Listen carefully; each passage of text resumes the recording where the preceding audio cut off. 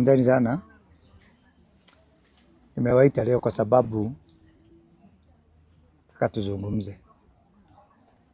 Na ile mazungumzo nataka tuzungumze ya kuanza mwaka, sababu tuko mwaka mpya na huu mwaka sio mwaka wa kawaida. Siasa yote ya Kenya na mwelekeo wa Kenya kutoka hapa kwenda hapo mbele ni ya mwaka huu. Next year ni cover up peke yake. So sana sana katika eneo letu, eneo la Mount Kenya,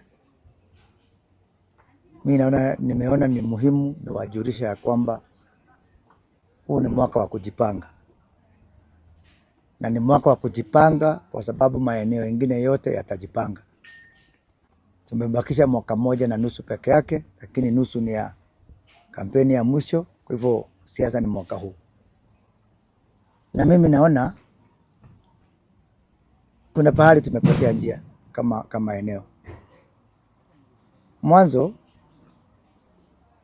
haiwezekani ikakuwa ya kwamba ati ni watu ambao wanaongea lugha moja ama usemi moja wa kisiasa ndio watasikizwa tu katika siasa ya mlima. Ni mnakumbuka ya kwamba 1992 tulikuwa na Kibaki, tulikuwa na Matiba. Sasa hiyo Kibaki alikuwa anaitwa General Kigwea. Mimi nilikuwa mtu wa Matiba. Tulikuwa tunamuita Kibaki General Kigwea. Kama ni siasa ya leo, Kibaki agaitwa Gakonia, agaitwa Wilbaro ya Moi. Lakini mwishowe sio Matiba wetu alikuwa rais. Ni Kibaki alienda akakuwa rais.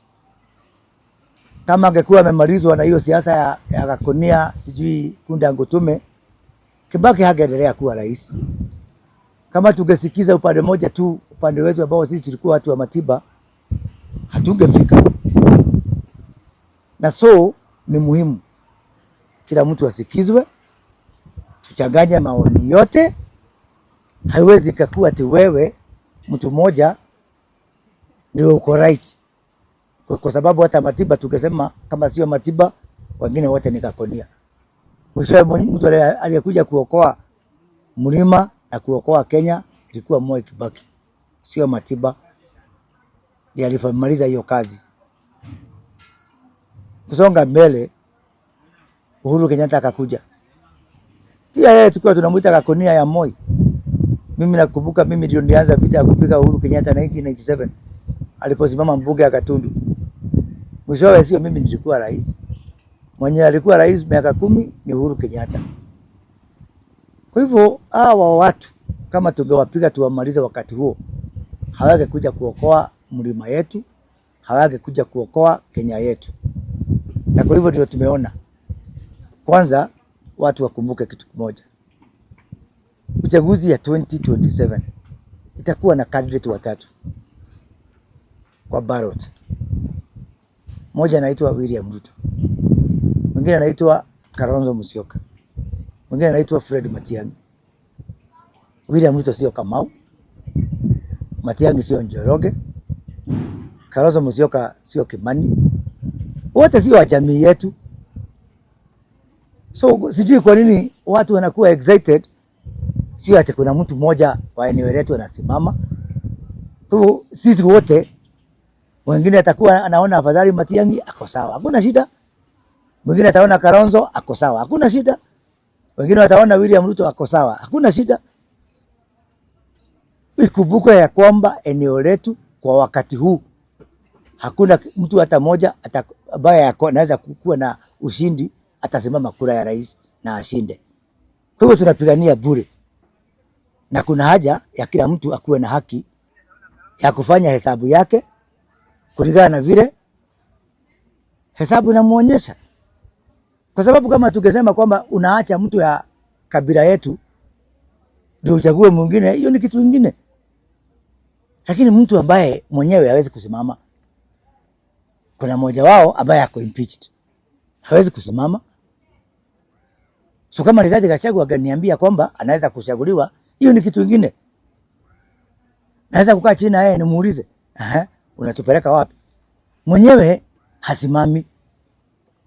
Mwenyewe hata hajatuambia ni nani huyo ambaye tutamuunga mkono sisi kama eneo. Na mwaka huu ndio mwaka wa kujipanga. Hakuna mtu mmoja ambaye atatupanga sisi zote. Hii ni soko huru. Watu wa Matiang'i wapewe haki yao. Wasiitwe hurubaro ya Matiang'i. Watu wa Ruto wasiitwe Gakoni ya Ruto. Kila mtu asupport mtu kwa sababu hakuna mtu ambaye ako na namna. Sasa tunamalizana hapa vile tukimaliza Kibaki 92, vile tukimaliza Uhuru hapo mbele 202 kumuita Gakoni ya Moi. Mwisho hakuna mtu anajua hii answer. Kila mtu hapa ni bahatisha. Patapotea. Kila mtu hapa ako kuwekelea kichwa. Kwa hivyo wewe uwekelee na uombe Mungu yako ikuwe ndio inakula. Lakini mimi naona tuko katika hatari kubwa sana. Whereby one, hakuna mtu hata mmoja wetu anasimama kura ya 27. Na wewe unataka unyamazishe kila mtu. Na mimi nataka kuuliza kitu kimoja. Mimi nikisema sio Kalonzo na kila mtu yote tumnyamazishe, Kalonzo ashinde bila kura yetu sisi Wakikuyu hata moja, mimi nimepoteza Wakikuyu. Ama William Ruto ashinde, ama Matiang'i ashinde bila mkono ya Mkikuyu hapo. Hapo ndio community yetu itaisha forever. Na hiyo mimi ni kitu inanikera sana.